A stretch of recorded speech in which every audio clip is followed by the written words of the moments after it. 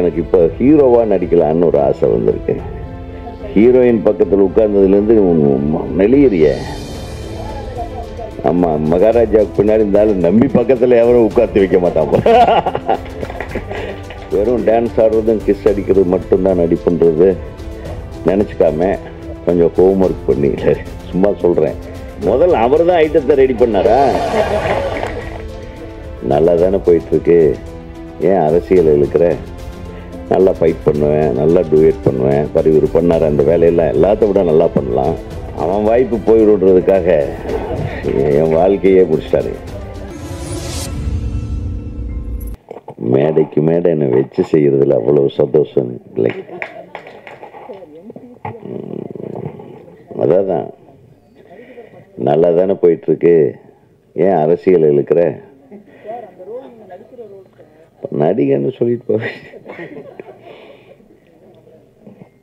இப்போதான் உங்க ஹீரோ சொன்னார், விட்டா டைரக்டர்கள்லாம் நடிப்பாங்க, ப்ரொடியூசர்கள் நடிப்பாங்க அப்படி. அவர் ஏற்கனவே டென்ஷனில் இருக்கிறார். அடுத்த படம் நம்மளுக்கு கிடைக்குமா கிடைக்காது. அவர் அவ்வளவு மனசுக்குள்ளே வெதும்பி சொல்லிட்டு போயிருக்காரு. இல்லை, ஒரு பயம்தான் அவனுக்கு. அடுத்த படத்தில் முருகனே நடிச்சிருவாரோ, நம்மளை கூட மாட்டார். அந்த டென்ஷன் கவலைப்படாத, நீ நல்லா தான் நடிச்சிருக்க. உங்கள் மற்ற படங்கள் பார்க்கல, ஆனால் இதில் எப்படி அந்த சந்திலையும் அத்தனை முத்தம் கொடுக்க முடியுது உன்னால? இதெல்லாம் விவரமாக பண்ணுறீங்கப்பா. நான் மிஸ் பண்ணிட்டேன் அந்த காலத்தில். அப்போவே நடிச்சிருக்கணும். நிறைய பேர் சொன்னாங்க நீங்கள் நடிங்க. என் கூட இருந்த அசிஸ்டண்ட்டுக்கு மோசமான பயலுங்க. சார் வேணாம் சார், அவன் வாய்ப்பு போய்விடுறதுக்காக என் வாழ்க்கையே பிடிச்சிட்டாரு. என் சந்தோஷத்தையெல்லாம் கெடுத்துட்டாரு. இவனு ஒருத்தன் தான். ஏன்னா சிங்கம்புள்ளி கரெக்ட் தானே? அதில் தப்பிச்சு வந்தது பாக்யராஜ், பார்த்திபன், பாண்டியராஜ். அவங்க இயக்குனராகவும் என்ஜாய் பண்ணிட்டாங்க, நடிகராகவும் என்ஜாய் பண்ணிட்டாங்க இல்லையா? நம்ம கூப்பிட்டா இப்போ அப்பா வேஷத்துக்கு கூப்பிடுறாங்க. டேய், நான் இன்னும் கொஞ்சம் யங்குடா. எம்ஜிஆரே 42 வயசில் தான் ஹீரோ ஆனார்.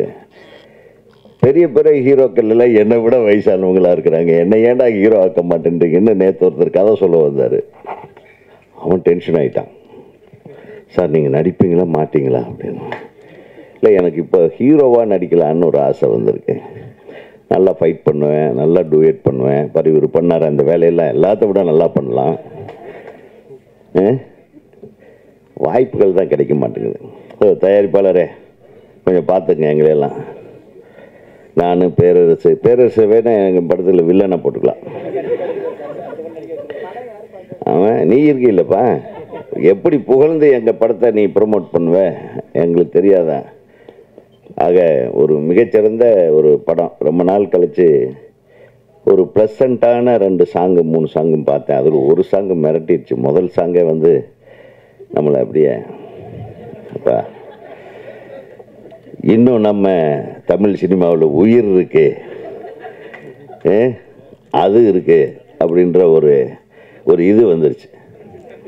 அது இதுன்னு பேசுனா நீங்கள் உங்கள் இஷ்டத்துக்கு ஃபில்அப் பண்ணிக்கங்க. சூப்பராக இருந்துச்சு.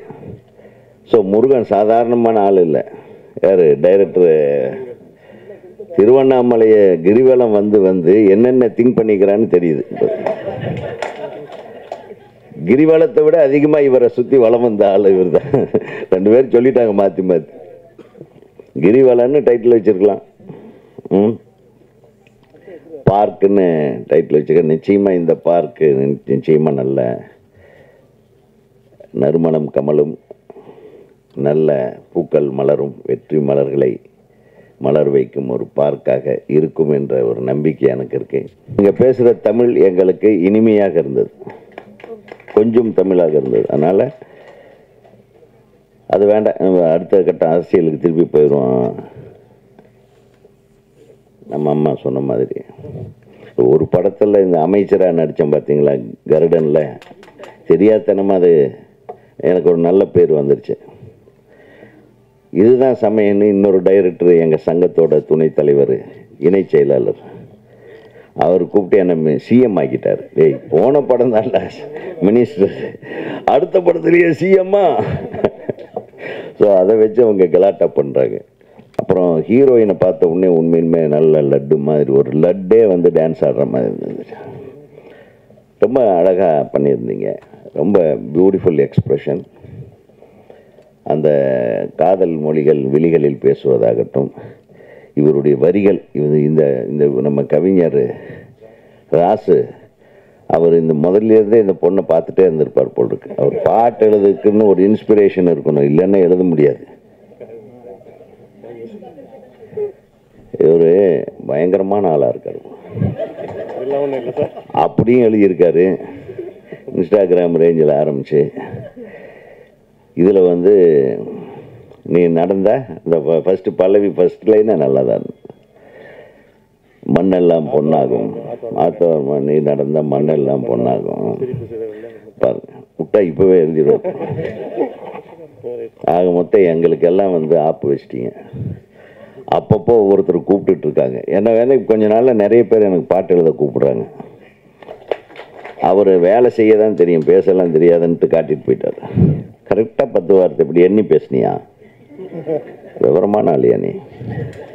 அதே மாதிரி எடிட்டருக்கு வாழ்த்துக்கள் எல்லாரும். இது சிங்கம்புலி என்ன மேட்ரு கரெக்ட் பண்ணிகிட்ருக்க, ஹீரோயின் பக்கத்தில் உட்கார்ந்ததுலேருந்து நெளியறிய. ஆமாம், மகாராஜாவுக்கு பின்னாடி இருந்தாலும் நம்பி பக்கத்தில் எவரும் உட்காந்து வைக்க மாட்டான். எங்கேயும் ஸ்கூட்டரில் கூட பின்னாடி உட்காந்து வச்சிடக்கூடாது, ஜாக்கிரதையாக இருக்கணும் போல. ஆக ஹீரோ மிக சிறப்பாக பண்ணியிருந்தீங்க தம்பி, அழகாக இருந்தீங்க. ஒரு ரொம்ப நாளைக்கு பின்னாடி ஒரு அழகான ஹீரோ ஒருத்தர் வந்துக்கிட்டு இருக்காரு. நிச்சயமாக உங்களுடைய ஹோம் ஒர்க் நல்லா பண்ணுங்கள். வெறும் டான்ஸ் ஆடுறதும் கிஸ் அடிக்கிறது மட்டும்தான் நடிப்புன்றது நினச்சிக்காம கொஞ்சம் ஹோம் ஒர்க் பண்ணி, சும்மா சொல்கிறேன், ஏதாச்சும் மேடையில் இப்படியெல்லாம் பேசினா தானே அப்புறம் அவங்க என் நண்பர்கள் எல்லாம் அதை கிளிப்பிங் போடுவாங்க.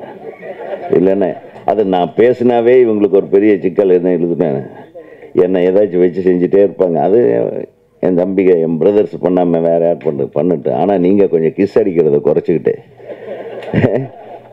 கரெக்டாக நடிச்சு நல்ல பேரோட வரணும். இது நல்லா இருக்குது, சிறப்பாக இருக்குது. இந்த பார்க்கோட கதையை வந்து அழகாக கதையை போட்டு ஓப்பனாக சொல்லிட்டாப்புல.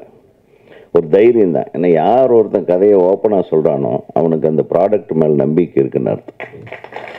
இல்லைன்னா அது திரைத்துறையில் ஏதாச்சும் சாதிக்கணும்னு வழி தெரியாமையோ வழி தெரிஞ்சோ வந்த கடைசியில் கொஞ்சம் மாட்டிக்கிட்டோ வந்த கடைசியில் சுகமாகவும் இந்த பிரசவம் இருக்குது பாருங்கள், ஒரு படத்தை ரிலீஸ் பண்ணுறது அது சுகப்பிரசவமாகவும் இருக்கும், சிசேரியனாகவும் இருக்குது. அப்புறம் பேபி சர்வைவ்டு, மதர் டெட்டு அப்படியும் இருக்கும். சிலது மதர் டெட்டு இல்லை, பேபி சர்வைவ்டு இருக்கும். இந்த மாதிரி நிறைய விஷயங்கள் இந்த ஒரு ரிலீஸ்ன்றதில் அவ்வளவு கொடுமைகள் இருக்குது. ஒரு 3-4 மணி நேரம் 3 மணி நேரமாவது அந்த சேரில் உட்கார்றது கஷ்டம்தான். ஆனால் எங்கள் பத்திரிகையாளர்களை கம்பேர் பண்ணால் நம்ம பெட்டர். அவங்க காலையில் ஒரு 3 மணி நேரம், மத்தியானம் ஒரு 3 மணி நேரம், சாயந்தரம் ஒரு 3 மணி நேரம் உட்கார்றாங்க பாருங்கள். அதை விட நம்மளுக்கு என்ன வேலை? என் பிரதர்ஸு வந்து சஃபர் ஆகுறாங்க. பட் ஒரு படம் எடுக்கிறது இந்த 30 நாளோ 40 நாளோ பணம் போட்டு படம் பண்ணியிருக்கீங்க இல்லையா, உங்களை வாழ்த்துவதை தவிர எங்களுக்கு வேறு சந்தோஷம் வேறு எதுவும் இருக்க முடியாது என்பதை இங்கே நான் தெரிவித்துக் கொள்கிறேன். ஏன்னா நிறைய ஹீரோயினுங்க ட்ரை பண்ணாங்க, அவர் தப்பிச்சிட்டாரு. ஏதாச்சும் மாட்டியிருந்தேன்னா இன்னும் வேறு லெவலில் இருந்திருக்கு. சிட்டிசன் நம்பர் 1 சிட்டிசனாக இருந்தது. என் தம்பி அவ்வளவு அழகு, அவரும் மிகச்சிறந்த ஒரு நடிகர். எல்லாத்தையும் விட இப்போ வந்து ரொம்ப தெனாவெட்டில் உட்கார்ந்துட்டு இருக்கிற என் அருமை தம்பி வெற்றி கழிப்பிலே மிதந்து கொண்டு நம்மளை எல்லாம் பற்றி எதை தப்பாக பேச போகிறேன்ட்டு சொல்லிட்டு இருந்தார். தம்பிக்கு என வாழ்த்துக்களை சொல்லி கடைசியாக இந்த பார்க்கு படத்தோட இசையமைப்பாளரை பற்றி சொல்லன்னா அது நல்லா இருக்காது. அதனால தான் இன்றைக்கி நம்ம ஏதாச்சும் திடீர்னு பக்கத்தில் ஒரு 4 மூனை மரவாத என்னடா நம்ம பாட்டு வருதுன்னு பார்த்தா அவன் செல்ஃபோனில் வந்துட்டுருக்கு. நம்மளை சுற்றி இந்த தொல்லைகள், நம்ம எழுதின பாட்டே வந்துட்டுருக்கும் பாருங்கள், எவ்வளோ சந்தோஷமாக இருக்குது தெரியுமா?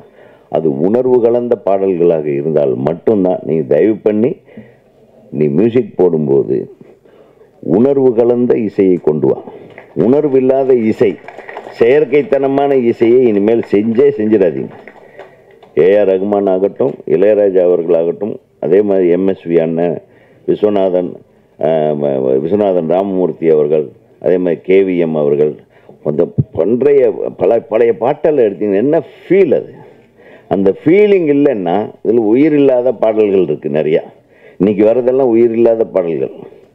சும்மா போட்ட உடனே நங்கு நாடி நரம்பெல்லாம் இழுத்துக்கிட்டு ஜவுக்குன்னு இழுப்பானுங்க.